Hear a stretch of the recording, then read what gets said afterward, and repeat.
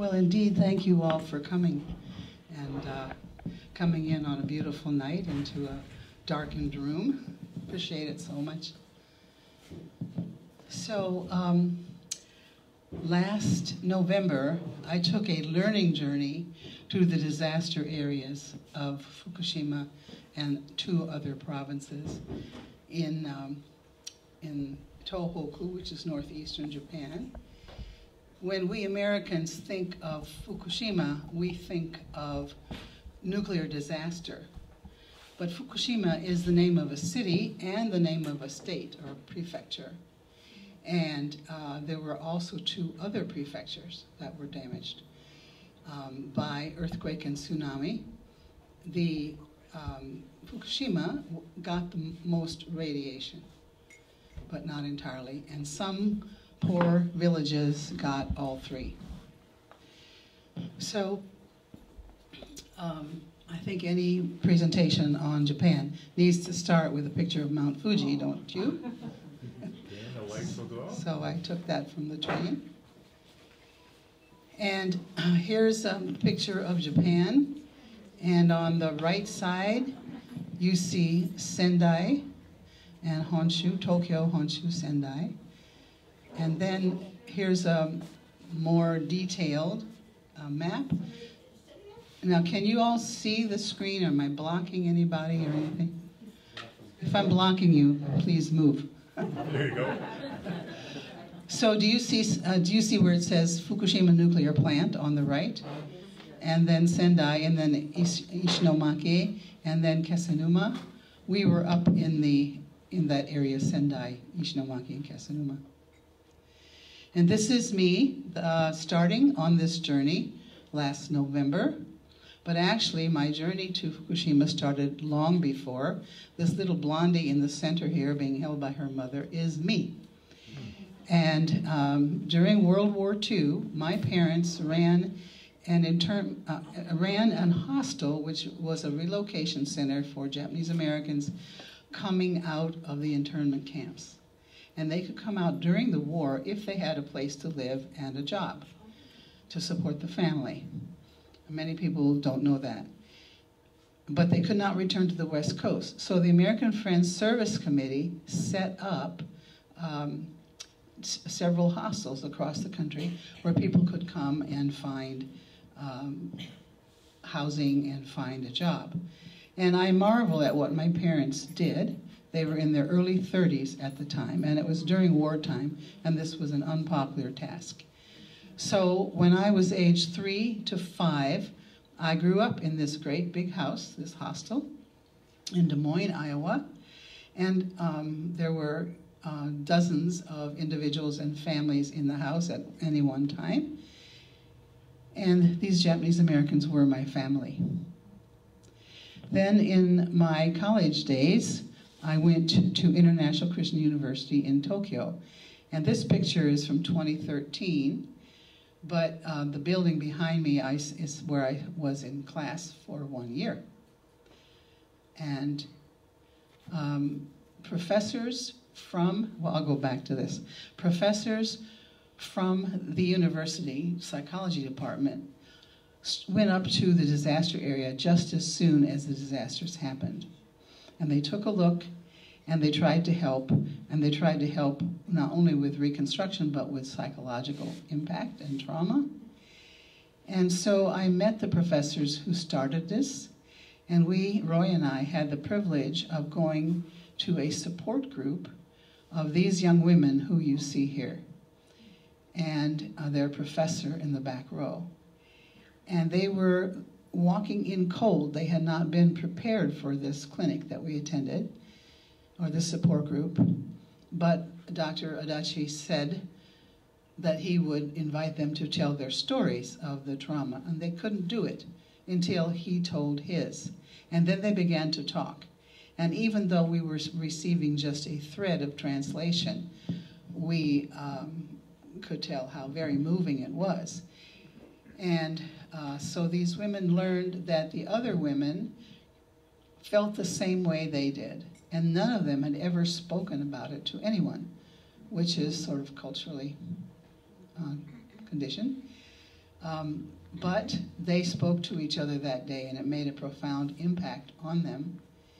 I have followed their progress since 2013 by writing to Dr. Dachi, and I'm happy to tell you that all of these women have graduated with honors from the university, and they are now teaching preschool or nursery in the disaster area. So our journey on the learning journey started in Tokyo, and it was hosted by Bob Stilger.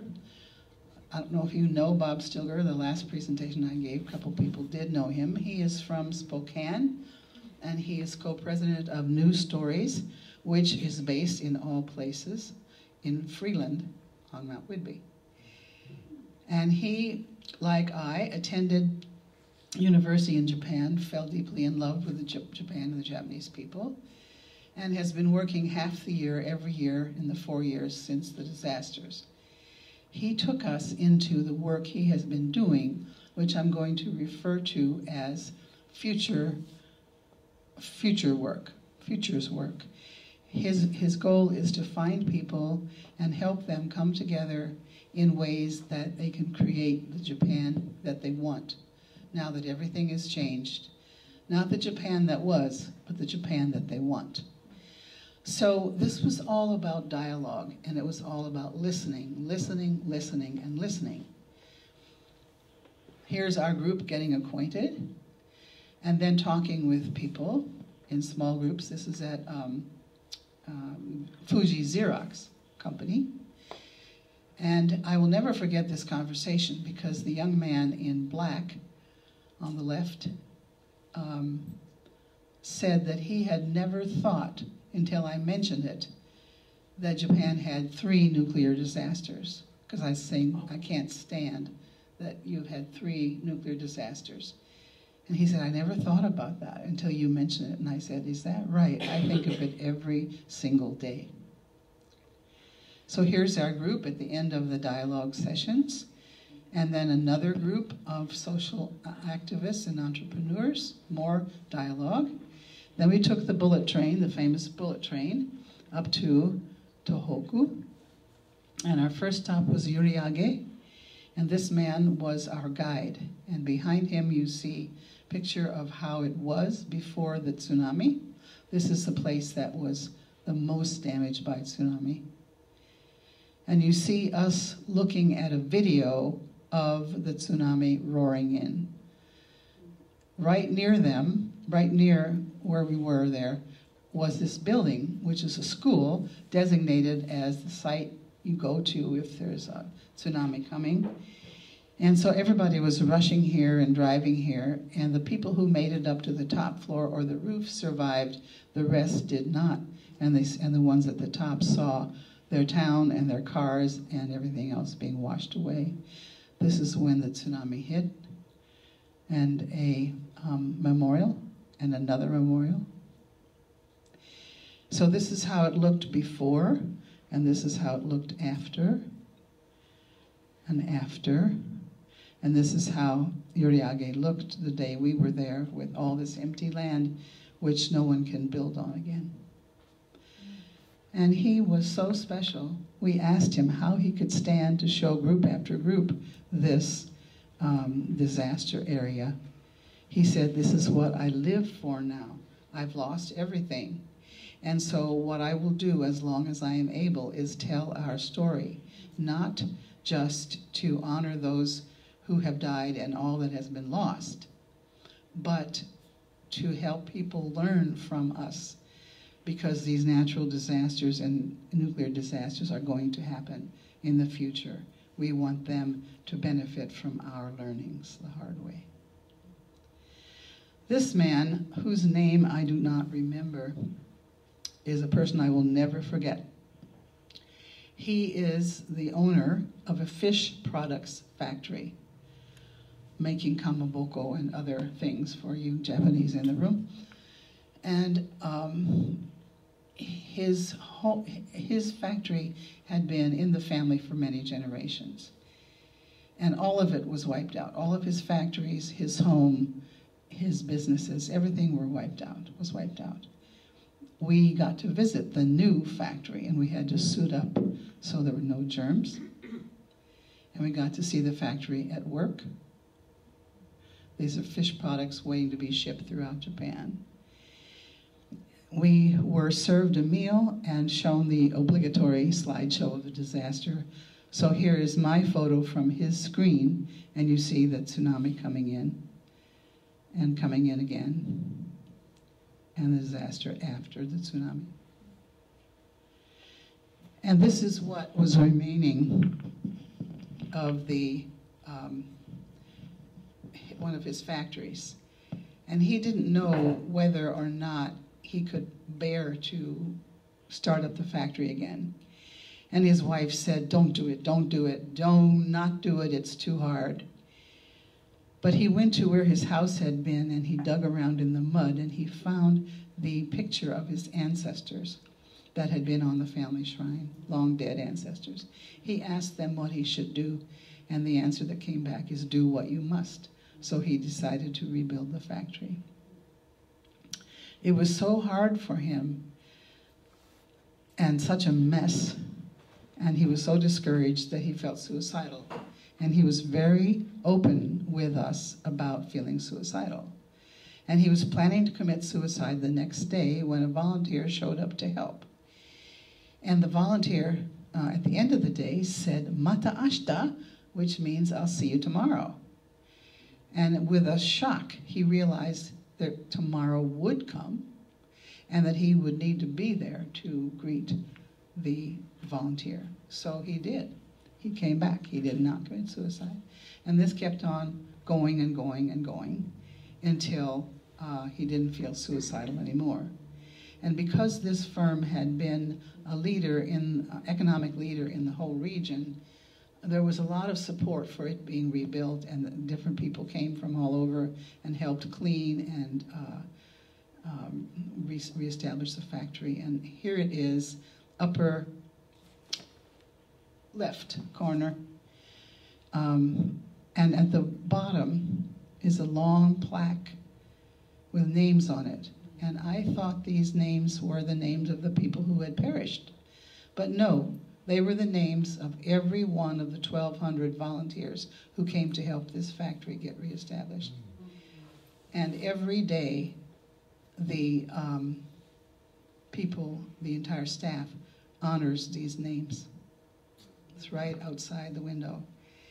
He had 400 or some employees, and there are 40 remaining now. And he calls them my treasures. My treasures. Now, how long has it been since where you worked you were considered a true treasure?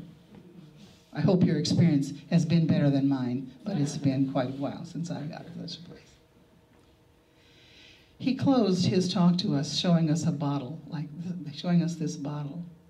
And he said that he found a bottle like this with cords wrapped around it on the body of a baby who had died. And he dug deep down in the mud, and he found the mother. And so she was obviously trying to make a float for her baby so the baby could survive. And he said, this is what we need to do for each other. We need to help each other keep afloat, survive, and go forward.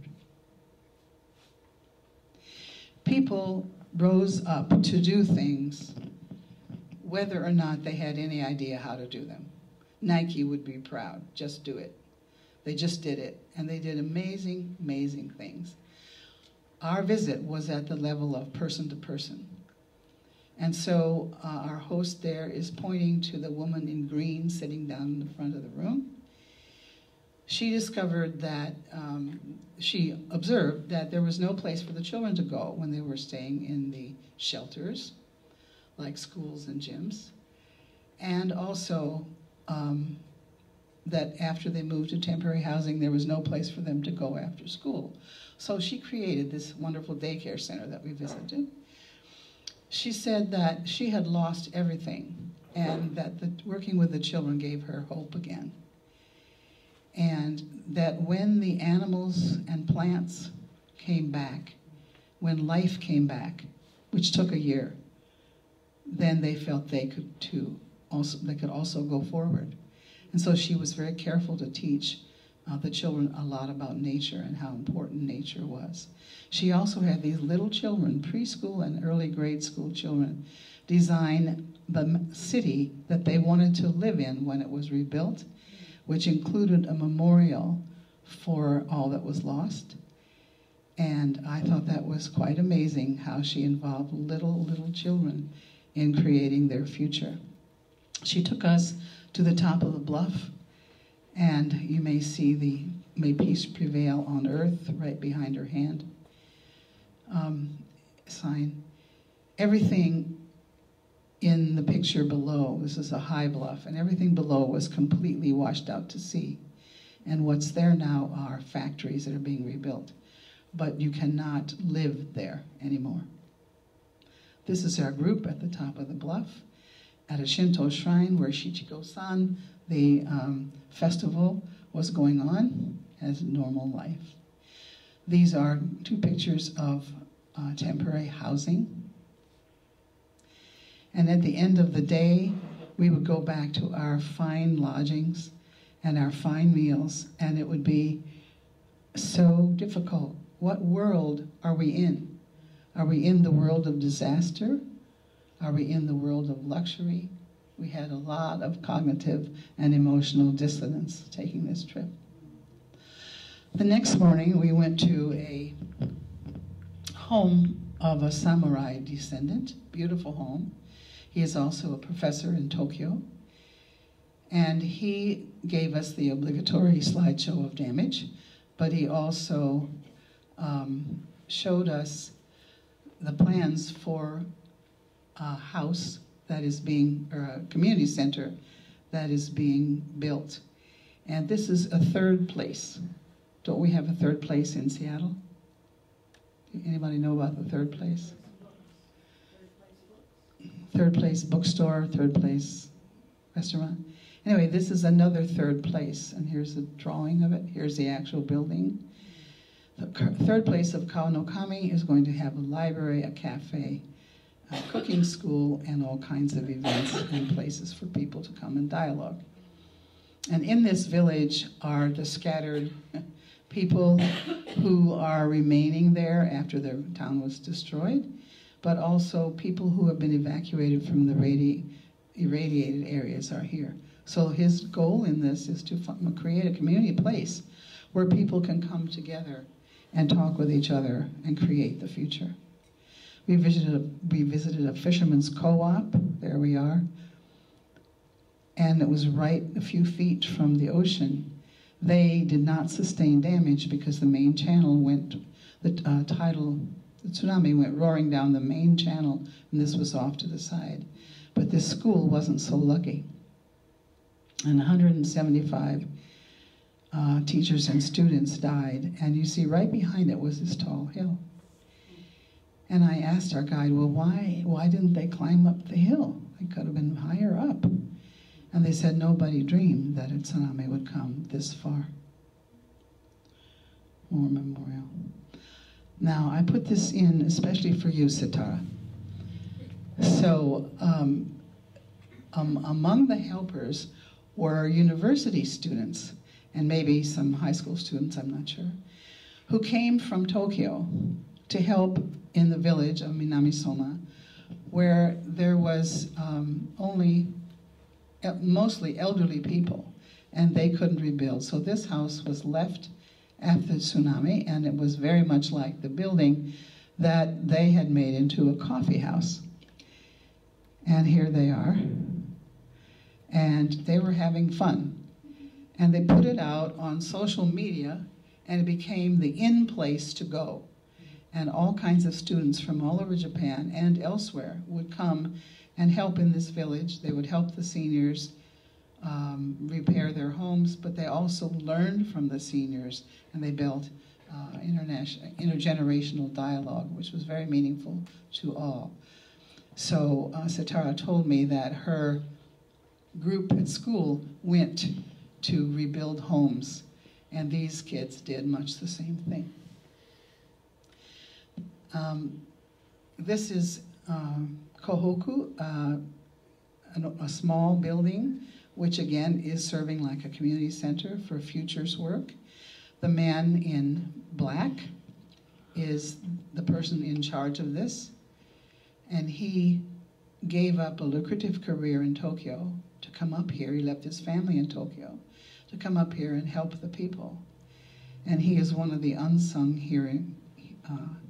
persons of this recovery. And a student came to help him.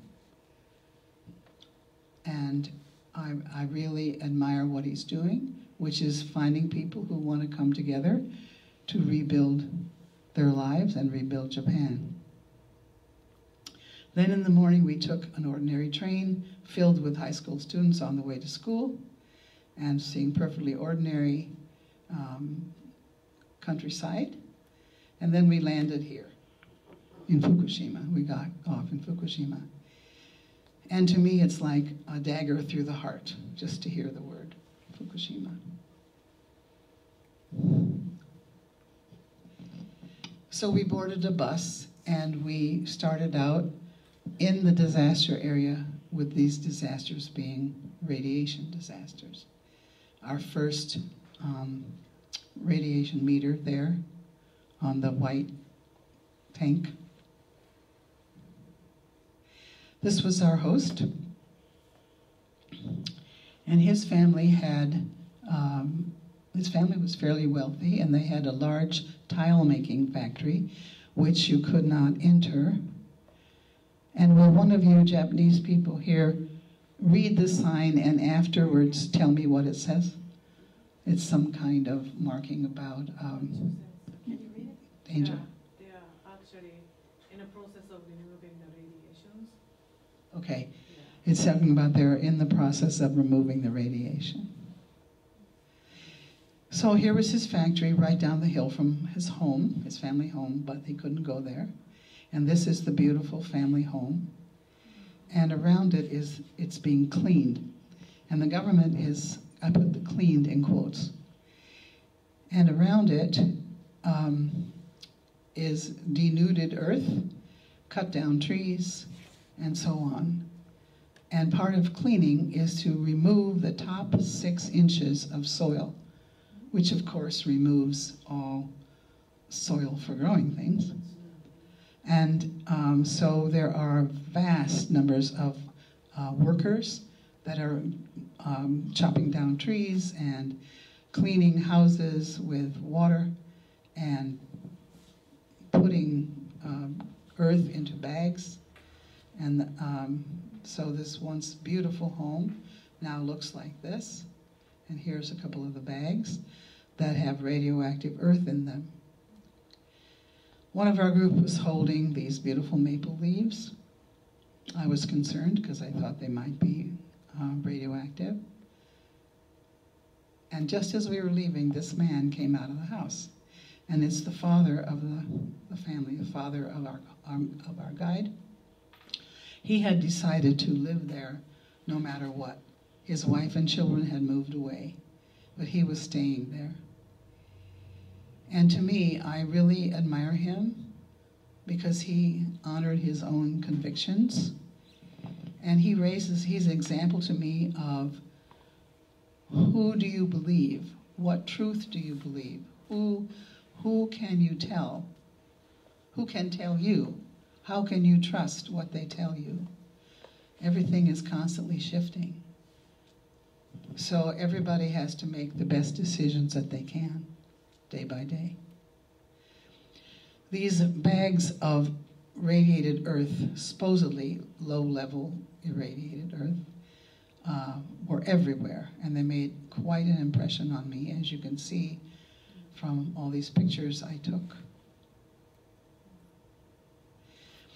They were put into bags as temporary storage, waiting for temporary storage, waiting for temporary storage, waiting for temporary storage. The point is, there is no safe place anywhere on the planet for permanent storage.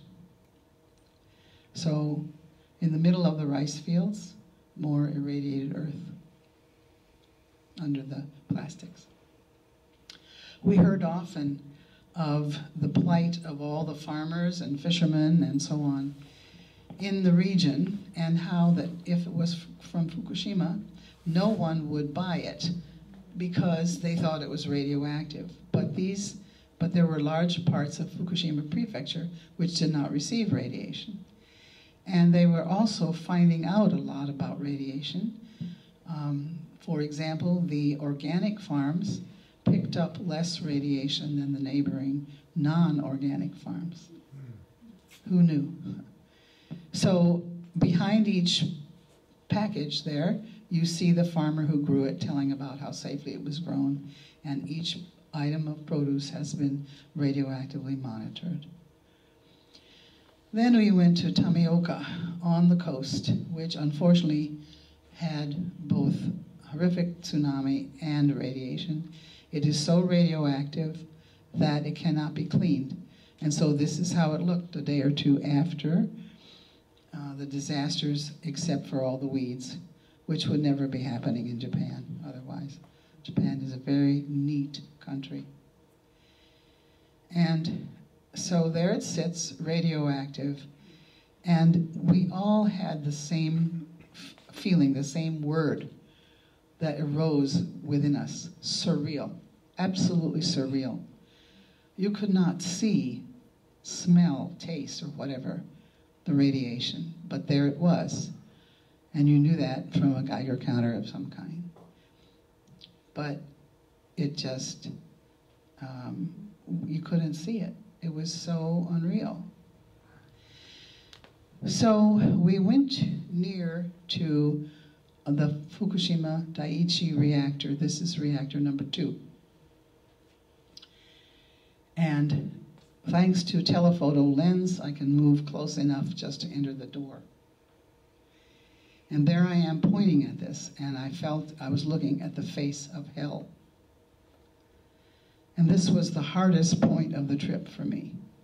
And if I'm showing angst in that picture, it's an accurate representation. And I stood there looking at this reactor for a long time. And I realized this was not the face of hell. This is just a machine and buildings built to do what we built them to do. And we are the ones who control what they do.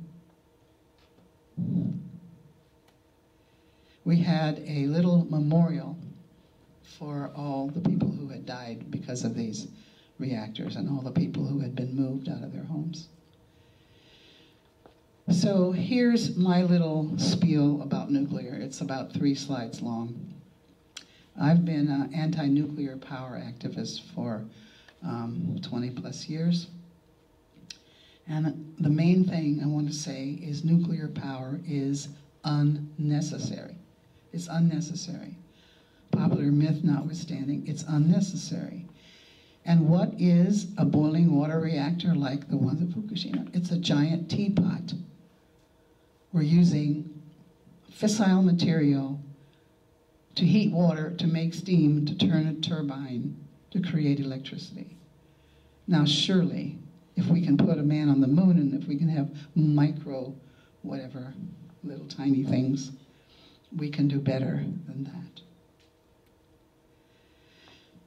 A couple suggestions: if you have interest in learning about nuclear power beyond nuclear, NIRS, which is Nuclear Information and Resource Service, or NICE, Nuclear Energy Information Service, you can look those up online. Also, I suggest reading Lester Brown's new book, The Great Transition, Shifting from Fossil Fuels to Solar and Wind Energy, in which he has a chapter about nuclear power being on its way out. It can't get out any too soon for me. And also an older book, Carbon-Free and Nuclear-Free, A Roadmap for U.S. Energy Policy by Arjun Makhijani. And you can Google IEER.org and download a summary report, and also I think you can download the whole book. So back into the nuclear zone. Here we are in the town where this gate is the gate into no man's land, and there is a guard standing there on the right, so you cannot enter it. And Norio Senda is the person doing the futures work in the Fukushima area, and he has a Geiger counter in his hand.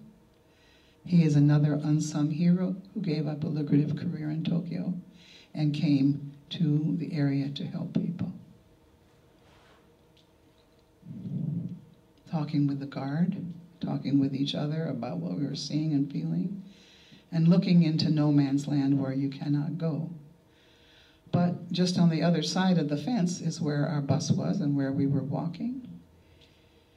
And so on one side of the street, you cannot ever go in the house, they say.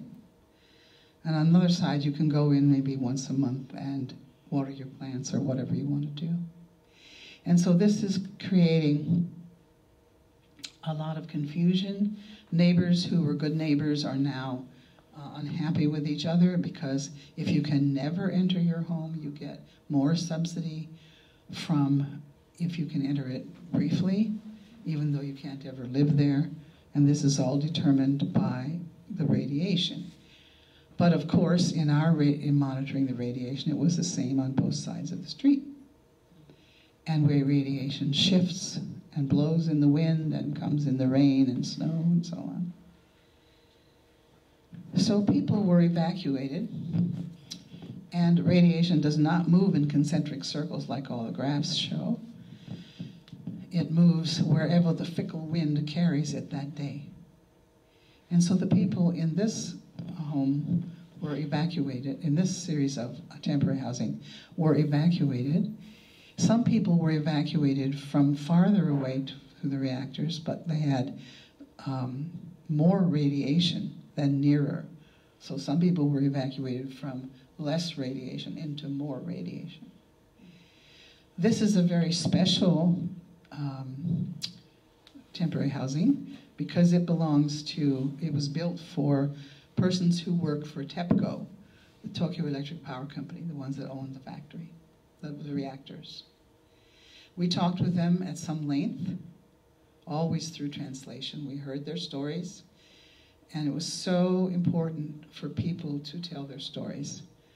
And they were so impressed that people came from half a world away to listen to them.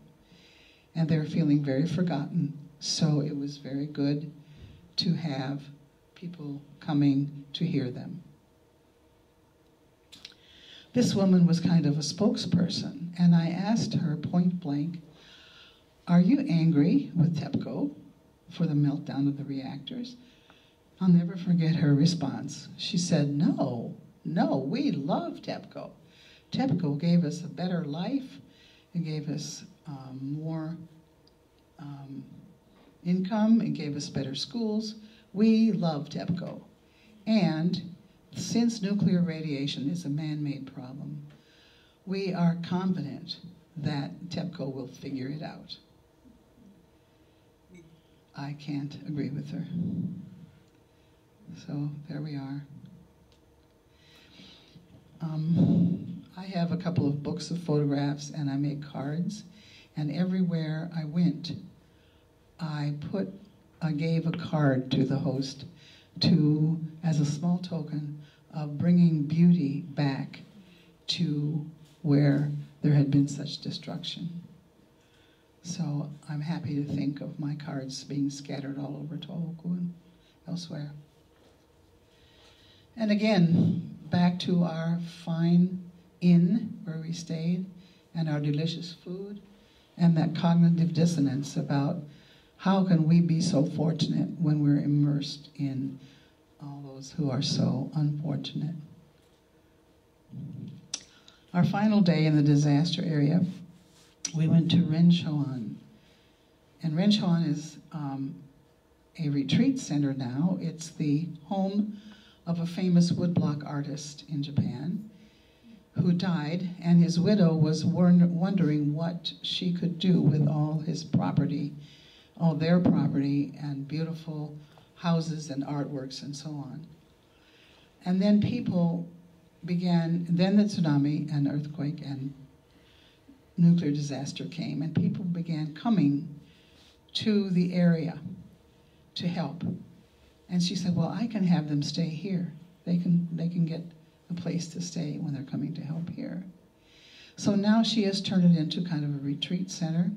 And we met with many Japanese people that day and had deep dialogue, at the end of which the guy at the piano, who is a composer, played some of his own music and then started playing the Beatles' Imagine.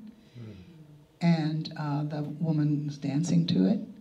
There wasn't a dry eye in the room because we all knew this and we all wanted to imagine together.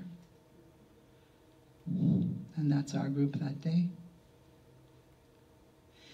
I was fortunate to be able to have supper with the wife of the artist, her name is Junko, and we, through translation, had a lovely conversation, not about the disasters and everything that had happened, but about her future, where her daughter was moving to England to go to college, and she wanted to know from me, how did I survive when my daughters moved away? How did I do that? We then took the Shinkansen, the bullet train, back to Tokyo and on west from there to the town of Fujino, which is Japan's first transition town and the world's 100th transition town. This is Enomoto Hide-san, who is the founder of this. For those of you who aren't familiar with transition towns, it is a movement, worldwide movement, started by Rob Hopkins in the UK about 6 or 7 years ago and is spreading now. It's all about building local, sustainable, resilient community right now. And so part of the future was seeing this town. They have a wonderful garden, and half an hour later from picking, we were eating the salad. We talked with them about going off the grid, and then we talked with them about different parts. This is a presentation about a money system, not using yen, but using social capital. And so everybody has a little book, and you have a need, you want somebody to watch your dog while you're away, and they write down so many hours, and then you offer that, and you get so many hours of credit, and vice versa. And it's not only a good way to make things happen, it's a good way to develop a community where people don't know each other. Listening, listening, listening, always listening. We then went to Kyoto to finish our trip. I'll go quickly through these. But we wanted to find out more about the traditional beliefs of Japan and how they help to sustain the people of Tohoku during these tragedies.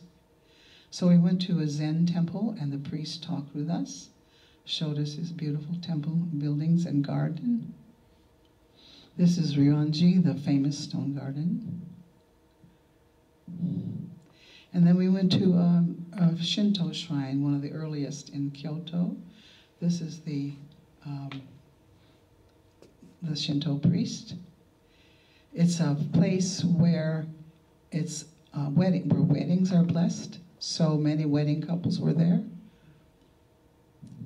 And because we had traveled in Tohoku and it had meant so much to the people of Tohoku, the priest had been following that on Facebook. And he wanted to show us very special things that most people never get to see. And so this old building was being renovated, and he showed it to us. We learned something about the Japanese arts. Here's calligraphy class. And N-O-H, the ancient drama. We went to more dialogue in the hub. Is there a hub in Seattle? Have you heard of a hub? Again, this is happening across the world in many cities, a place where people come and just talk with each other. And out of that, many, many things are created. This woman and I had a deep conversation. so deep that we decided to continue talking with each other, and I now talk with her by Skype. She lives in Kyoto. The beautiful fall leaves and bamboo forest were there. This is us standing around a sign that says resilience. We had to have that picture. And finally, our final night. Again, the juxtaposition of luxury versus all the hardships we had seen. I then went back to Tokyo, and on the right, in the green sweater, is my sister, Keiko, in whose home I lived when I was a student at International Christian University in 1960 and 61. And I have kept in touch with her. They are celebrating their 50th anniversary, Keiko and Hiro.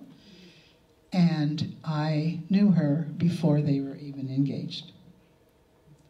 And here is one of her children and one of her grandchildren. She is very precious to me, and we have had a relationship all these years. We went together to International Christian University on a very rainy day.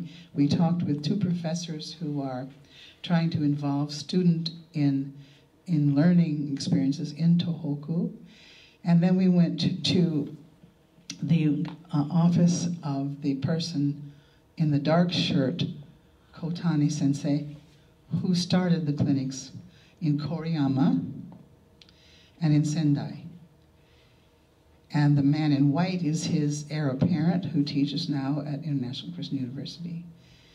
I really admire these men because they have dedicated a tremendous amount of their lives to trying to help trauma survivors in the disaster area. And they donate their time. I'm sitting here talking with Kotani Sensei about his experience of Hiroshima. He was not born when Hiroshima happened, but he was born a few years later, and he heard from his father how his father was out of the city when the bomb fell, but as soon as he could, he went into the city and wandered around looking for people to help. He, of course, got radiation sickness and died before too long. Kotani Sensei does not want anybody else to have to go through what he went through.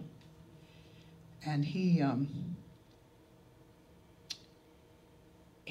felt the same wandering around up in Tohoku looking for people to help. I try to support both the Futures work and these clinics in Koriyama and Sendai as much as I can. And they have had an uphill battle. After 4 years, they're now getting more people to come into the clinics and use the services. But it's been really, really hard, and they're quite exhausted, and they have no funding. I asked, what does it cost for a day of clinic services? And I was told that it probably costs between $500 and $1,000 for 1 day of service. So if anybody has any interest whatsoever in contributing or helping me raise funds for these clinics or for the Futures work up in Tohoku, please see me. I left Japan bidding these little children goodbye. This is Keiko's granddaughter on the left with the blue and white jacket. And when they saw me, they started singing A, B, C, D, E, F, G. And they were thrilled that I knew it and I could sing it. It was so dear. And so here's Keiko waving me off on the bus to Narita Airport. And from the air, way, way, way on the western horizon, I could see this little bump. And I zoomed in, and there was Mount Fuji bidding me adieu. So I wrote an article about this the very night we got back from the disaster areas. It was reprinted in the Olympia Friends Meeting newsletter. And I pulled together some of what we felt we learned from them. It was also a journey about developing our leadership capacity. And so I wanted to start with Wisdom from Fukushima, Lessons for Leadership, which our director, Bob Stilger, wrote. Be yourself. If you're going to be a leader in helping people after all is lost, be yourself. Do what matters. Stand up. Stand together. Act, reflect, learn. Act, reflect, learn. Act, reflect, learn. Repeat, repeat, repeat. Embrace ambiguity. Develop a map. Enjoy the process. Life is precious, so don't waste a minute. But it's from the survivors themselves that I think we learn the most, what I call lessons for life. And they are very deep in my heart. And they are feeling forgotten. So I consider it a great privilege to be able to share some of their stories with you. They were promised by the government that they would have permanent housing rebuilt, but the Tokyo Olympics are already taking away building materials and contractors from Tohoku to build for the Olympics. It's not happening. So as I compiled these lessons for life, I thought, well, this is what our ancestors knew. And the new learning is really the old learning. But it's still good for us to follow. Live the life that is important to live. Never take life for granted. Honor those who have lost much. Keep on shoveling the mud. Help others as best you can. Create ways to have hope. Find life again through nature. Build community. Protect and guide the children. Care for one another. This keeps you going and provides meaning for rebuilding your life. I'd like to know what wisdom from Fukushima seems relevant to you and important to you. And I'd like to know, how will you go forth? Because our world needs you. You can contact me. Here's my name and my email address. I chose the domain name of planetcare.us because the care of the planet is up to us. And the phone number is Roy and my home phone. Thank you very much.